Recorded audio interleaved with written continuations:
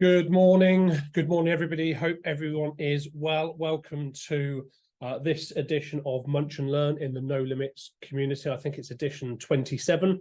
And this morning, we're going to be looking at creating maximum value in your business and creating a saleable business. So let's face it, in reality, every business owner must exit their business at some point. Now, whether this is through choice or through circumstances, at some point, the journey has to come to an end. The average age of a company in the UK is around 8.6 years old. So unfortunately, we know also that 25% of businesses up for sale get sold. The other 75% don't end up selling. And what's the reason for this? One of the big reasons is because the business has not been built to sell. It's not been structured in a way where another investor, another business owner, or a competitor would actually look at buying the business to add to their portfolio or to invest in. So the business has not been structured in a way that adds saleable value for somebody else to come in and buy the business. Now, for a lot of small solopreneurs and entrepreneurs out there that are doing what they love, that's absolutely fine. But one of the things that we always want to try and do within Action Coach is to help our clients, our members, the community, create a commercial, profitable enterprise that works without them. And one of the tools we have to help with this is a system called Value Builder. Value Builder is a system that has been developed by a guy called John Warrillow. He also wrote the book Built to Sell, a great book that I highly recommend you reading if you're interested in growing a business that's valuable and saleable. And this system has been built around helping business owners build their business to create maximum value for the best returns upon sale and exit. Now, the system looks at tens of thousands of businesses that are being bought and sold all the time across the world.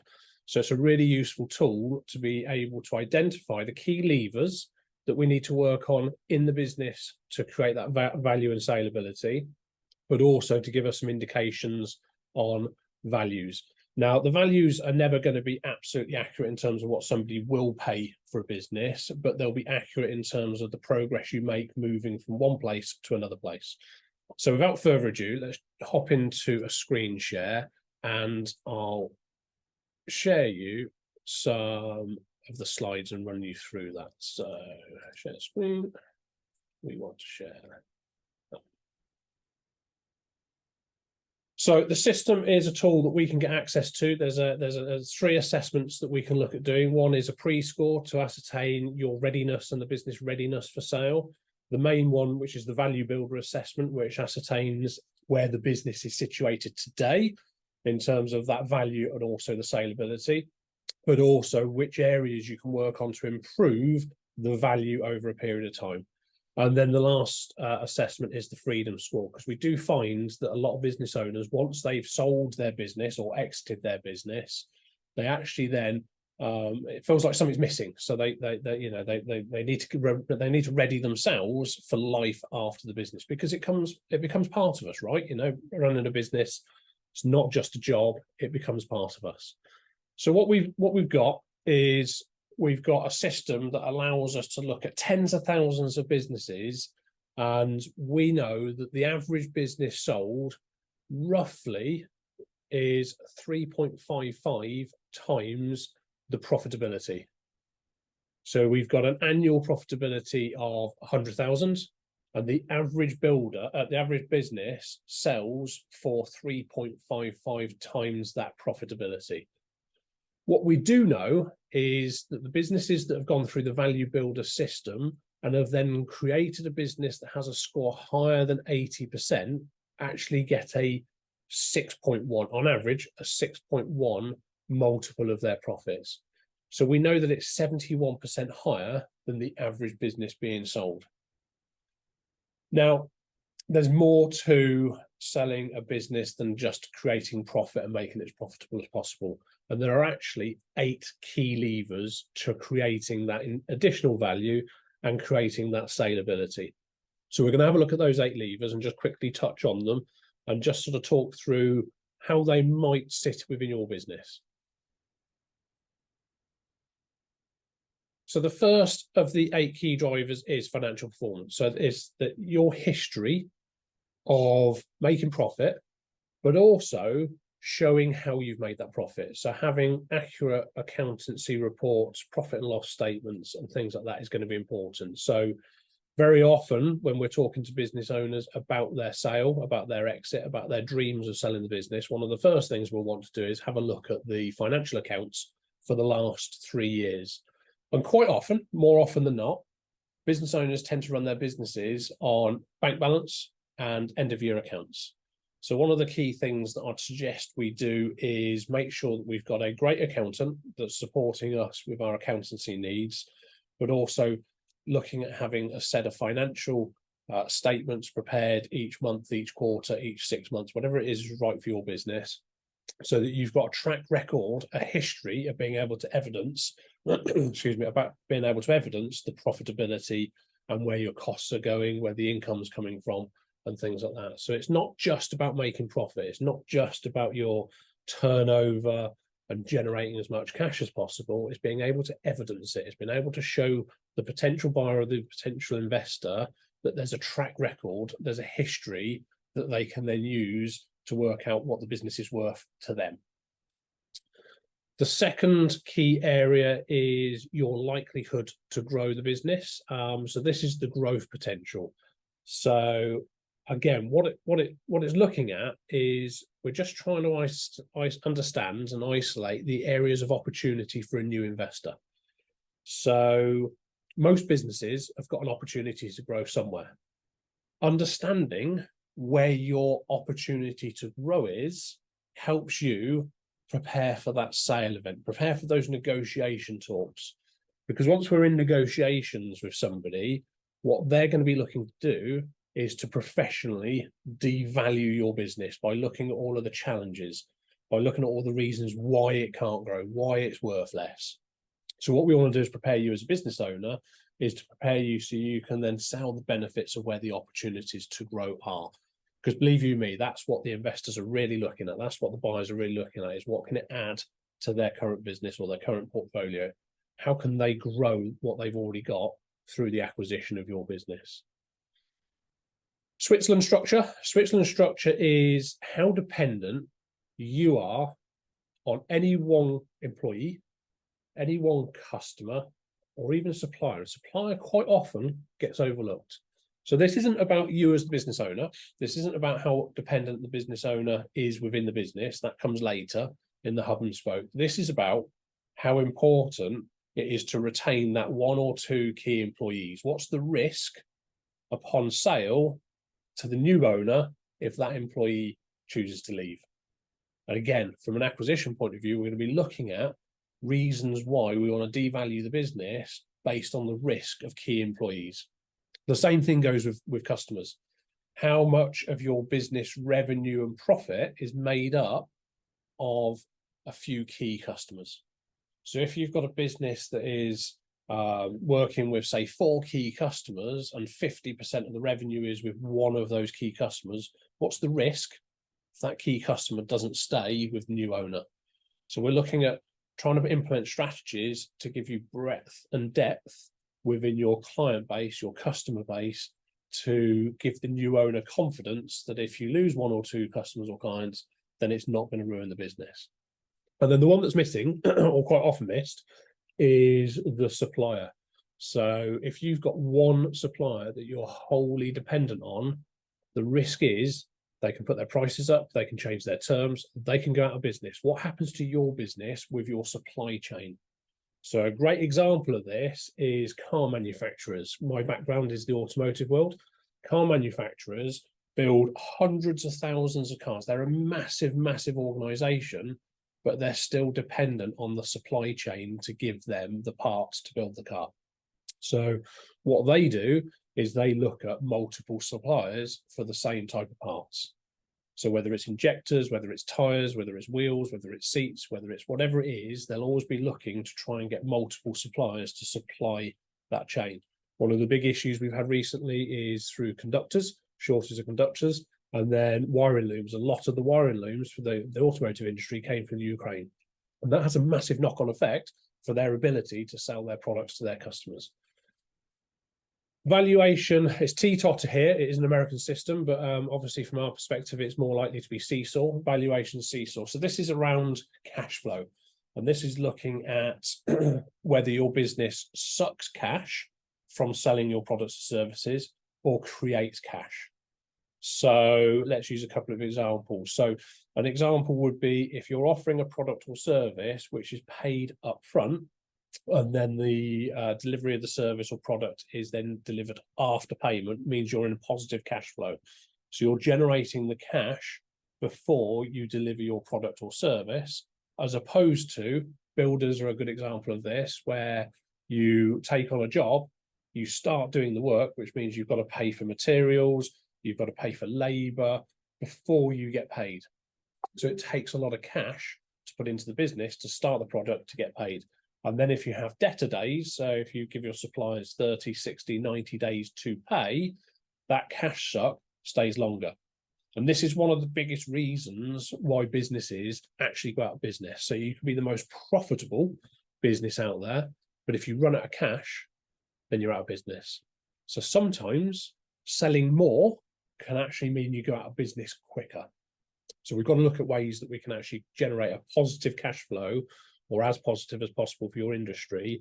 So that again, a new investor, a new buyer will be looking at it and thinking, I'm not going to have to put hundreds of thousands of pounds of cash into the business's working capital in order for it to continue running.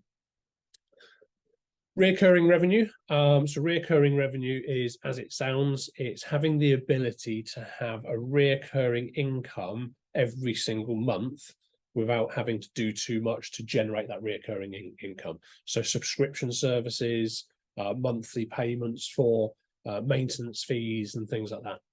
Contracts, 3-year contracts for telecoms, for telephone systems, they're all examples of recurring revenue. So it's setting your business up in a way that the business, so the investor or the business looking to buy your company can see the cash flow coming in, can see the revenue over the next 2 or 3 years, and has confidence and peace of mind that they're going to get a return on their investment. Monopoly control. Monopoly control is about how you're different from your competition. Let's face it, business is a competitive world. There's lots of businesses that are going to be similar to our businesses. So what makes us different? What makes us stand out from the rest of the crowd? Everybody says, oh, I give better customer service, we're really nice people to deal with. Everybody says that. Everybody would say that. So it's looking at the strategies that we can really hone in on to find your niche. What makes you a little bit different? How can we then create a more positive cash flow based on your unique position in the marketplace, so we're not competing on price? You're not having to discount your products and services to compete with your competitor. You have the confidence to be able to grow your business because you've got a section of the market that you're really, really good at. Customer satisfaction. Clearly, customers need to be satisfied in order to keep coming back. So what we're looking at here is the confidence that the customers, the existing customer base, the testimonials, the reviews on your social media platforms and websites are going to generate return business, repeat business, but also be able to be used to generate new business through those reviews and testimonials. So have you got systems and metrics in place to measure your customer satisfaction? It's going to be a massive part of being able to build that saleable pack to be able to present to a prospective buyer, to give them, again, confidence that they're buying a product service based business that delivers great customer service, and that the customers you've got are going to keep coming back to you. And then lastly, hub and spoke. Now, hub and spoke is arguably one of the biggest challenges to having a business that's saleable. Of those 80% of businesses that don't get sold when they're up for sale, I would probably say that the majority of them are because the business is dependent on the owner. So there are several elements here. If you think about the products and services you offer, you think about the processes and systems you've got in place and the people that you've got around you. In order to help you remove yourself from the business, we want to look at those 3 Ps, those products, people, and processes, and understand how we create a business that enables us to have a product or service that we can train our teams, the people, to run the systems, the processes to deliver that product or service. So if you're in an industry, service-based industries are probably more of a challenge in this respect. If you're an industry that relies on your expertise as the business owner, and let's be honest here, as a business owner, you all have spent years crafting your knowledge, you'll have spent years understanding your marketplace. So you will be best placed to be in that position to understand your prospects' needs and to be able to tailor your package or service to suit their needs. One of the challenges with this is that it relies on your expertise and knowledge. So what we want to do is we want to look at how we build a business around a product or service that's trainable, that adds value to the business, that you can then systemize to be able to train people to do the systems to deliver the product or service. So if any of those elements, if you haven't got the right people that aren't able to do the systems, deliver the products and service, running the systems, look at training your team, look at that leadership piece, look at the 6 keys to a winning team to get your people to a point where they're able to do it. If you haven't got the processes or systems for them to follow, then we want to look at ways to systemize your business. We want to look at strategies to put systems in place of your knowledge that's inside your head so that people can follow them. And if you've got a product or service that's just frankly too complicated, too bespoke, and too dependent on your ability and your knowledge, what we want to then do is identify the products and services that you can repeat, that you can systemize, that you can train people to sell, train people to deliver. So it's quite a complicated piece, this one. It's quite often the big subject that takes the longest to get the business to a point where it's got that value to the investor and it's got a saleability. Because once you've exited the business, then they need to be able to continue to run the business through the people that are in it at the moment. The great thing about the Value Builder assessment is once you've completed the questionnaire, once you've gone through all of the questions that are, that are tailored to your business, you'll be answering them based on your business's unique situation. What we can then do is we can then look at each area and see which areas will have the most impact and which ones to work on first. So what this allows us to do is it allows us to look on at the areas to work on as a priority first. So as you can see here on this screen, we've got financial performance. The industry average is running at 41%, which is quite in the red.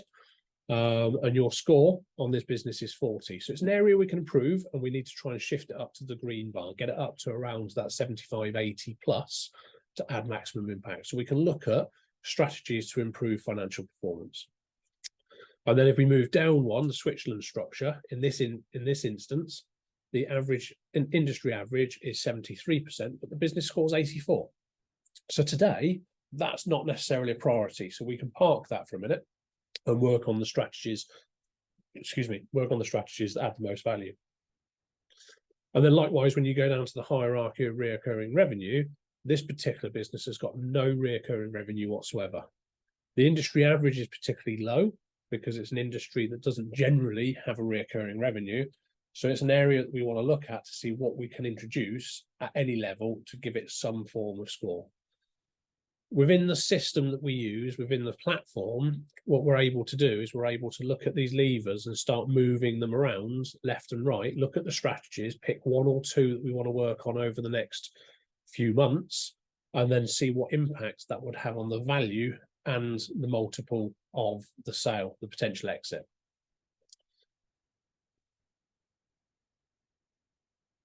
And this is the sort of graph we'd see from a potential value. So this is an estimate of value. As I said before, values in the system will not be absolutely accurate to what somebody wants to buy it. It's a bit like a house. It's worth what the new owner would be prepared to pay for it. What it enables us to do is it gives us a parameter of where the business is sat benchmarked against tens of thousands of different other transactions within the same industry. So we look at what the code is to be able to identify the other businesses in a similar industry. So it gives us a framework to say the business today is worth between this and this based on where it is on the assessment scores. But it also allows us to see what opportunity there is to grow it, what potential there is to increase that value through the actions and the strategies that we're working on. There are various different ways to calculate price of a business, so there's no one right answer. There are various different multiples for the value of the business in terms of how many times profit, EBITDA, all of that sort of stuff. So it's very industry specific. So there's no one right answer for every single industry or every single business. Again, what this allows us to do is it allows us to put a stake in the ground to say, based on the structure of the business today, these are the parameters. We can then reassess in 6 months, 12 months, 18 months, 2 years to see where it's shifting. The other benefit of working through this structure is it allows you as the business owner to really understand the 8 key levers of how to grow a saleable and valuable business. So when you then go into negotiations with somebody that's looking to buy it, you've got that breadth and depth of knowledge around what creates a valuable and saleable business. Most business owners only ever sell their business once. A lot of investors, but certainly a lot of brokers, are looking to buy businesses on multiple times, quite regularly. So giving you the confidence, giving you the knowledge and the experience to be able to go into those talks, into those negotiations with some confidence around where your business is sat, where its value is sat, and why somebody should pay the price that you want to get for it. So ultimately, there's more to selling a business than just creating lots of profit. Profit is important, yes, but there are other factors that as investors we're looking at to understand what the real value of the business is to them. So I hope this video has been useful. I hope you take an opportunity to have a look at the value builder links within the No Limits community. Obviously, feel free to reach out to any of the coaches in the community if you'd like to know more, if you'd like to look at taking an assessment on your business to get the value builder score for you. Thank you very much. See you soon.